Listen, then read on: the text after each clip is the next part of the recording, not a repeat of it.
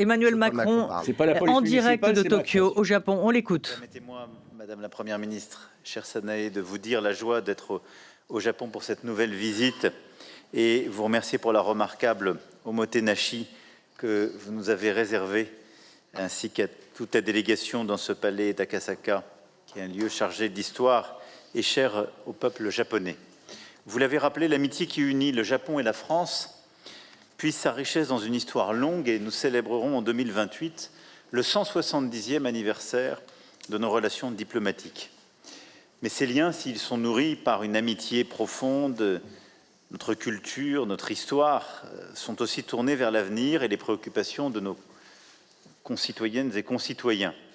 Et le choix du mot « exception » dans le partenariat qui nous lie depuis un peu plus de 10 ans ne doit rien au hasard. C'est que ce sont bien des voies nouvelles que nous souhaitons ouvrir. Je l'ai d'ailleurs vu tout à l'heure avec des chercheurs japonais et français au LIMS, qui est le centre de recherche conjoint entre le CNRS et l'Université de Tokyo, le premier lancé par le CNRS il y a 30 ans. Plusieurs prix Nobel y travaillent ensemble sur de la cryptologie post-quantique et plusieurs autres technologies. Demain, nous le verrons ensemble, vous l'avez évoqué, à Astroscale, et nous aurons l'occasion d'évoquer les coopérations en matière spatiale, entre autres avec l'entreprise française Exotrail, pour ce qui nous liera demain, et de Total Energy à Carester, en passant par Framatome, Orano, EDF. Nous avons de nombreux partenariats qui nous lient, je les ai évoqués ce matin dans le forum d'affaires. Oui, ce partenariat est d'exception, et la déclaration conjointe sur la coopération bilatérale que nous venons d'adopter pour une ambition renouvelée le redit bien. Vous avez évoqué à l'instant le contexte dans lequel intervient cette rencontre et cette visite. Elle est évidemment troublée, marquée par plusieurs guerres, mais je vais ici redire très clairement quelques éléments qui sont le socle de la relation bilatérale et de notre coopération et que vous venez de rappeler. D'abord et avant tout, nous croyons ensemble au droit international, à l'ordre international qui repose sur la Charte des Nations Unies. Nous croyons aussi aux valeurs démocratiques que nous défendons. C'est ce qui fait que vous venez de le rappeler, nous défendons l'un et l'autre le retour à la paix, au cessez-le-feu, au calme, à la libre circulation à travers le détroit d'Ormuz.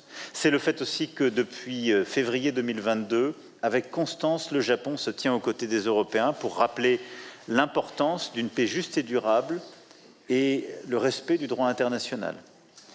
C'est aussi ce qui nous lie dans une stratégie indo-pacifique. La France, en effet, par ses territoires ultramarins, sa présence militaire est présente dans cette région. Nous avons depuis 2018 une stratégie indo-pacifique et nous n'avons jamais dévié de cet axe qui est de faire de cette région un espace libre où la liberté de la souveraineté est pleinement respectée par tous, aucune hégémonie ne prévaut, et qui, dans les domaines sécuritaires, économiques, climatiques, permet d'agir avec tous les pays de la région. C'est exactement cet esprit qui avait nourri le partenariat franco-japonais dans l'Indo-Pacifique que j'avais inauguré en 2019 avec Shinzo Abe, et qu'il me soit permis en cet instant de lui rendre respectueusement hommage. La France promeut donc cet agenda de souveraineté, d'autonomie stratégique pour l'Europe, pour l'Indo-Pacifique, qui trouve un écho puissant dans la stratégie de résilience et de sécurité économique que votre pays et vous-même, Madame la Première ministre, défendez. Et donc c'est avec cet esprit-là que nous voulons aborder les guerres en cours, et nous allons l'évoquer dans un instant.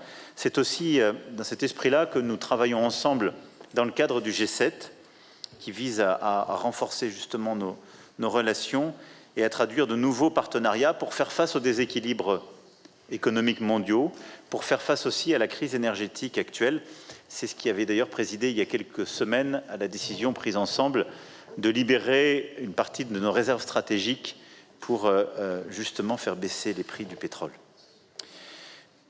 Vous l'avez rappelé, Madame la Première ministre, chère Sanae, c'est fort de ces convergences que nous ouvrons aujourd'hui plusieurs partenariats nouveau et que nous approfondissons cette relation. La feuille de route stratégique dans le domaine de la défense illustre ce renforcement de notre partenariat de défense et de sécurité. Nous voulons une plus grande profondeur stratégique, nous avons acté des exercices communs, des capacités communes d'achat, et le texte signé par nos ministres, en même temps que la réunion en format 2+2, sont une avancée importante pour améliorer nos programmes communs, nos capacités communes, notre coordination renforcée en cas de crise. De la même manière, nous avons un agenda ensemble de résilience économique. C'est la base de notre stratégie pour une innovation souveraine, durable et partagée, comme d'ailleurs plus de 350 chefs d'entreprise et représentants de ministères l'ont défendu ce matin. L'innovation est en effet un levier de cette stratégie et dans plusieurs domaines, là aussi, nous avançons. À l'occasion de cette visite, une feuille de route dans le domaine des minéraux et matériaux critiques est signée qui va nous permettre de renforcer notre partenariat pour diversifier justement nos capacités à avoir des pays partenaires et à trouver nos ressources. Par l'innovation, nous adoptons aussi des techniques communes de séparation de ces terres rares. Et c'est le projet Carema que vous avez cité autour des terres rares, porté par les entreprises Carester et Iwatani, dont la deuxième tranche d'investissement vient d'être annoncée, qui est à cet égard, je crois, la meilleure illustration de cette feuille de route. L'innovation s'incarne aussi dans la signature d'un accord conjoint sur la coopération en matière de start-up, et je me réjouis justement des partenariats en la matière dans plusieurs domaines. Dans le domaine de l'énergie, nous avons adopté également une déclaration dans le domaine du nucléaire civil. Nous avons plusieurs partenariats qui se sont scellés lors de cette visite en matière de batterie, en matière de renouvelables, mais le nucléaire civil, nous venons de le voir avec la photo qui a été prise, est au cœur de votre stratégie de décarbonation et de notre stratégie de décarbonation et de souveraineté également.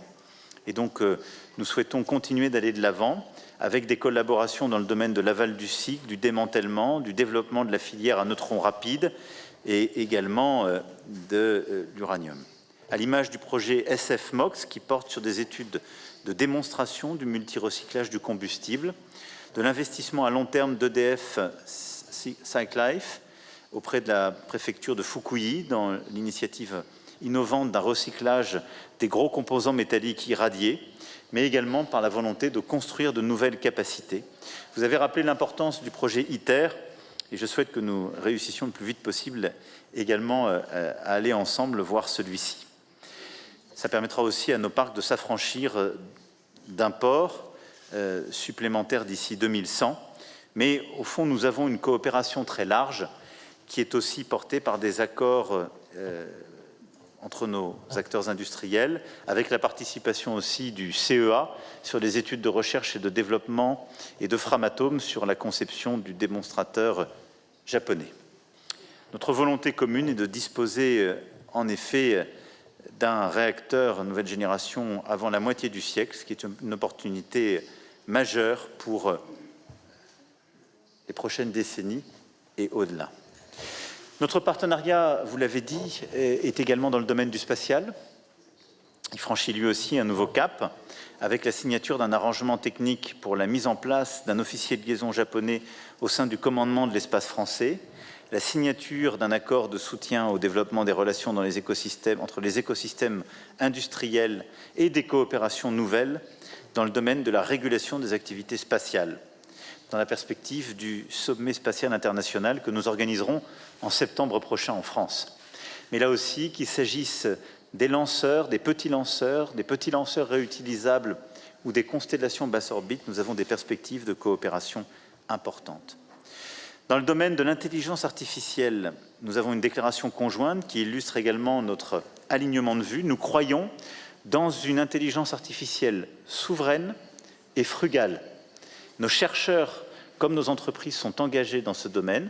C'est ce que fait par exemple Mistral AI dans le domaine des modèles larges. C'est ce que nous souhaitons faire avec vous, avec le déploiement aussi de data centers en France supplémentaires pour avoir des capacités de calcul avec des acteurs japonais. Et c'est ce que nous voulons faire en matière de recherche, d'innovation en la matière. De la même manière, nous souhaitons avancer en effet encore davantage en matière de quantique et de semi-conducteurs. Nos partenariats scientifiques s'établissent aussi en matière de santé, comme en témoigne la déclaration que nous venons d'adopter, l'accord de partenariat qui vient d'être signé entre l'Institut Pasteur du Japon et le Japan Institute for Health Security, l'ouverture à l'automne 2026 d'un bureau de l'INSERM au Japon, qui a également été acté. Dans tous ces secteurs, vous le voyez, notre volonté est de continuer les projets communs au service de cette feuille de route par laquelle nous bâtissons au fond une plus grande indépendance de nos économies et un partenariat qui a vocation justement à construire par l'innovation la réponse pour apporter à nos deux pays plus de croissance, plus de compétitivité, plus de création de richesses, plus de décarbonation et plus de souveraineté.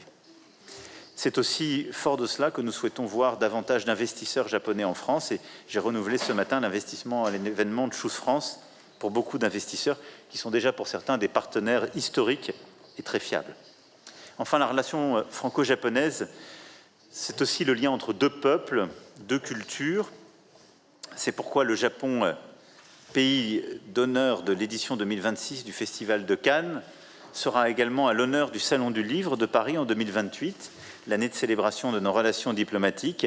Et nous souhaitons faire davantage, je le disais, pour le livre et les mangas, qui sont très populaires. Je rappelais tout à l'heure à Madame la Première ministre, la France, c'est le deuxième pays du manga. Vous êtes indétrônable comme premier pays, mais nous aimons presque autant que vous les mangas. Nos jeunesses adorent ces livres, leurs héros, leurs mythes.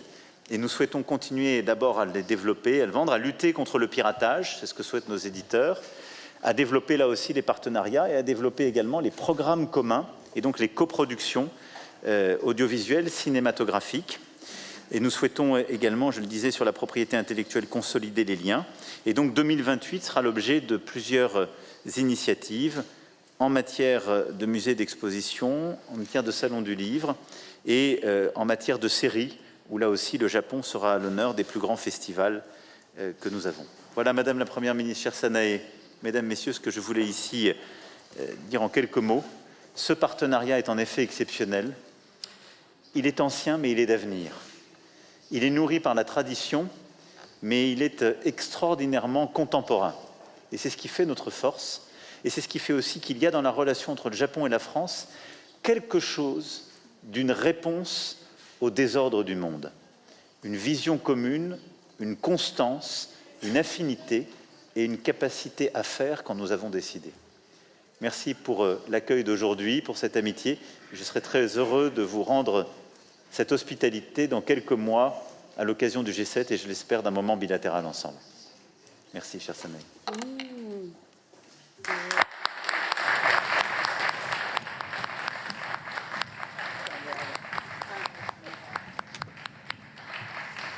Voilà pour cette déclaration du chef de l'État français Emmanuel Macron en visite au Japon, visite officielle, vous le savez, de 2 jours aux côtés de la Première ministre Sanae Takaichi, une prise de parole qui était attendue, pendant laquelle il vient de vanter de nouveau l'ampleur du partenariat franco-japonais. Bruno Darou, un mot peut-être de ce qui vient d'être dit, même si on l'attendait peut-être sur un autre dossier, c'est celui du Moyen-Orient, aujourd'hui, le chef de l'État. Oui, on va y venir. Il l'a évoqué sans être trop précis, mais il l'a évoqué quand même. Alors d'abord, effectivement, sur la relation bilatérale, on peut retenir les mots qui ont conclu l'intervention du président de la République, rappelant que le partenariat entre la France et le Japon, c'est aussi une relation entre deux peuples, entre deux cultures. Il a d'ailleurs annoncé plusieurs événements français au cours desquels le Japon serait mis à l'honneur en 2026, puis en 2028, en 2026 au Festival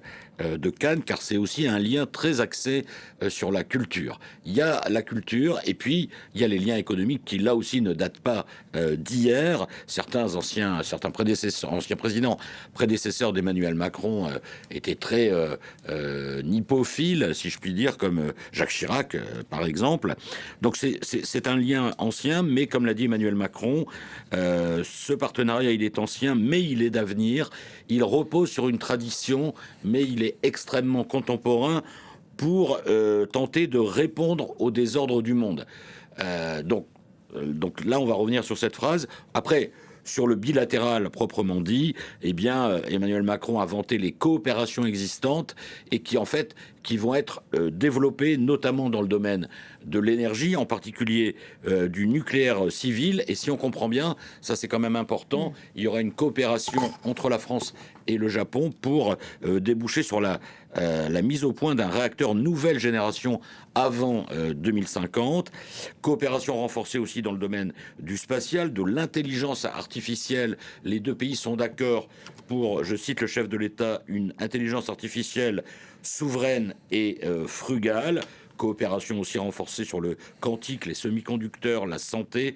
Bref, tout un tas de domaines où cette coopération existe déjà, mais, et c'est là que le nouvel ordre ou désordre du monde, on ne sait plus trop comment dire, joue renforcer ce pôle entre la France, l'Europe et ces pays d'Asie, au premier rang desquels le Japon. Voilà, le président français qui s'est dit d'accord avec la première ministre japonaise sur l'importance de restaurer la libre navigation et circulation au sein du détroit d'Ormuz. Évidemment, on attend beaucoup dans ces réactions et les mots qui peuvent être prononcés en ces heures si importantes. Il y a Donald Trump qui va parler cette nuit aux Américains, qui a annoncé la fin de la guerre imminente d'ici 2 à 3 semaines, qui a taclé aussi pas mal au passage hier les Français, entre autres, ce à quoi Emmanuel Macron a fait mine de répondre quand même tout à l'heure, non? Oui. Alors, juste avant, parce que dans cette conférence de presse, il l'a fait un peu, comment dire, de manière un peu distante ou globale, si vous voulez. Mais il a dit aussi, parce que c'est ça qui est important, que la France et le Japon partageaient les mêmes valeurs démocratiques, le même attachement au droit international, la même volonté d'une autonomie stratégique. On voit là se dessiner peut-être le début d'alliances qui ne sont plus simplement nord-sud. Hein, c'est aussi ce que souhaitait le Premier ministre canadien quand il disait l'alliance de ces puissances moyennes mais très très importantes face finalement à des grandes puissances, Chine, Russie, États-Unis désormais, qui sont des grandes puissances qui, chacun à leur manière, bien évidemment, sont plutôt avec des stratégies impérialistes et autoritaires. Donc, de ce point de vue, Emmanuel Macron élargit le spectre et effectivement, Donald Trump s'en est pris à la France. Alors là encore, le chef de l'État, mais c'était pas pendant cette intervention, n'a pas répondu directement, mais il a dit qu'il était content d'être au Japon parce que le Japon, comme les puissances européennes, étaient des nations prévisibles, qui étaient peut-être un peu plus lentes que d'autres, mais qui savaient où elles allaient. Alors que d'autres pays sont plus imprévisibles et on ne sait pas trop où tout cela nous mène. Donc c'était une façon de répondre au tacle de Donald Trump, qui effectivement a estimé que les Européens, et en particulier les Français, n'étaient pas au rendez-vous. Alors c'est toujours un peu le même refrain avec Donald Trump, c'est-à-dire nous vous avons beaucoup aidé, et quand il s'agit de nous fournir une petite aide concernant la sécurisation du détroit d'Ormuz, vous n'êtes même pas au rendez-vous. Ce à quoi Donald Trump et les Européens répondent: en principe, nous sommes des alliés, donc nous aurions dû être prévenus du début, du déclenchement de ce conflit avec l'Iran. On voit là qu'il y a une vraie divergence entre les deux hommes. Et Donald Trump, on verra effectivement ce qu'il en dira ce soir dans son adresse à la nation, Donald Trump qui va même jusqu'à envisager un retrait de l'OTAN de la part des États-Unis.